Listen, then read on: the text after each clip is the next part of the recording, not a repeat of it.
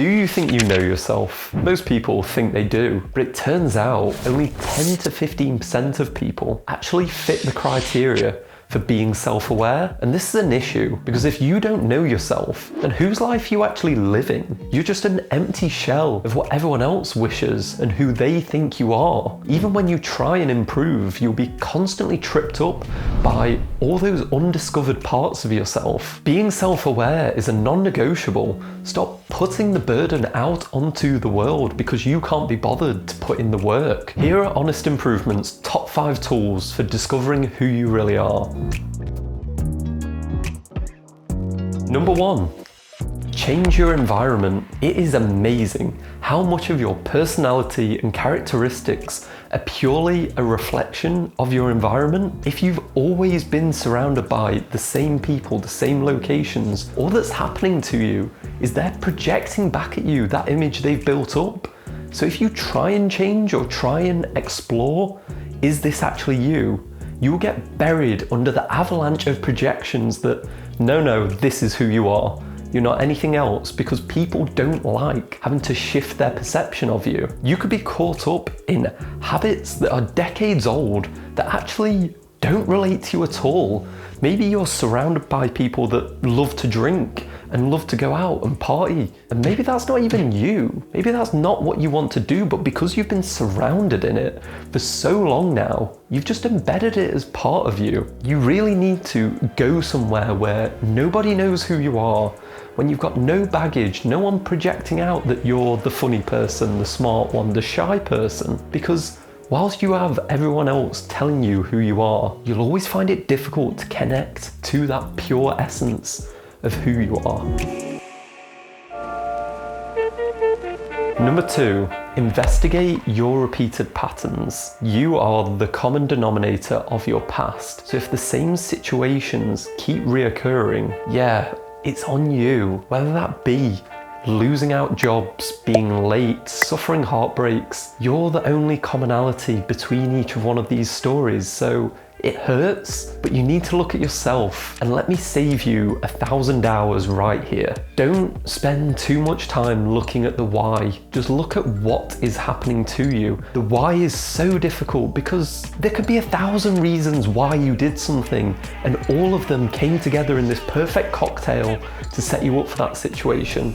And it will be like searching through quicksand to come out with this one amazing reason for why this happened to you. Don't do that. It won't help you. What will help you is being able to reflect precisely what happened and what do you want to repeat in the future and what don't you want to repeat in the future. And then once you know that, work on strategies for either allowing it to happen or avoiding those situations happening. What questions allow us to stay objective and future focused, empowered to act on those new insights? If you go in search of a why, you're way more open to self-deception because you can convince yourself of many different reasons why you did something, and it's all kind of irrelevant because it's not who you are underneath, it's what you do that defines you.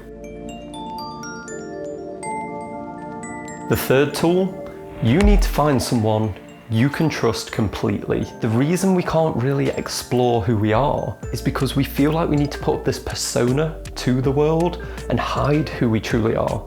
That's why you need at least one person where you feel like you can let your guard down, because we act out who we are, and sometimes you don't know what type of person you are until an opportunity arises, and then you choose to take it. But you'll never take that opportunity if you're hiding away from the world and cowering in a corner so you don't upset the group. So you need to find just one person at least to allow you to express who you really are. The fourth tool, and this is something practical that you can do at home anytime. It's an exercise where think about the people that you admire. They can be fictional, real life, or people you even know personally. And write down 3, and then spend a bit of time writing down the characteristics of each of those people. What is it about them that calls out to you? And then once you've done that, do the reverse with 3 people that you don't admire, that you actually kind of detest, and their characteristics. This is a bit of a spoiler, But once you've completed this activity, if you look at the characteristics of the people you admire, they're the traits you could embody, because there's a reason that you admire them. You don't choose who you admire.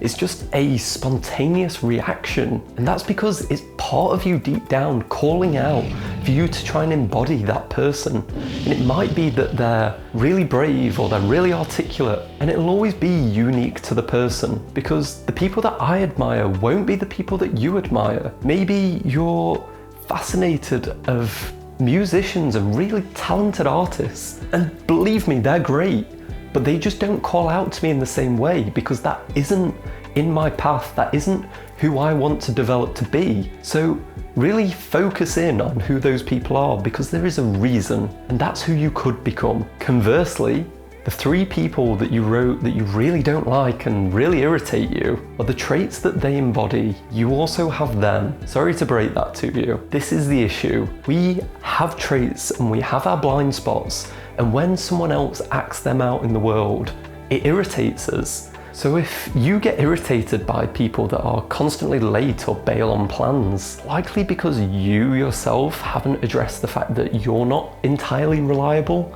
all the time. Otherwise it wouldn't really bother you, because you'd understand that, yes, things happen and it is annoying. But if you're getting overly irritated by this, we only really get bothered by things that belong to ourselves. The final one, and you know I'm going to say it, is tracking. You do not know yourself until you start tracking. That has been the experience of myself and everyone around me, because until you get that data in black and white, you'll always be able to self-deceive and never really understand yourself for who you truly are. Maybe you'll think you're active, maybe you'll think you're a good sleeper. You don't know. Like, how are you meant to keep a catalogue of all of this data without actually writing it down? And it can be something simple like a pen and paper, but you really won't know yourself until you can start to pick up these little quirks and habits that you have. You'll understand what your strengths are and what your weaknesses are. There's really no reason not to try and understand yourself that little bit further and see the world of tracking. A master craftsman is a master of his tools, and you are the greatest tool that you will have throughout your entire life. So learn how to use it. Learn what gets you going, what motivates you, where your strengths lie, where your weaknesses are too, because all of this is going to be super important. And I know it hurts, and I know these blind spots are sometimes there for a reason, that you just don't have the confidence to look at them yet. The strength of a man's character can be measured by the amount of truth he can handle, and that's truth about himself. Look at it this way. If someone else knows you and your triggers better than you know yourself, they will be able to spin you around their little finger. So don't be a toy in someone else's game. Discovering who you are is the adventure of your life, so don't miss it.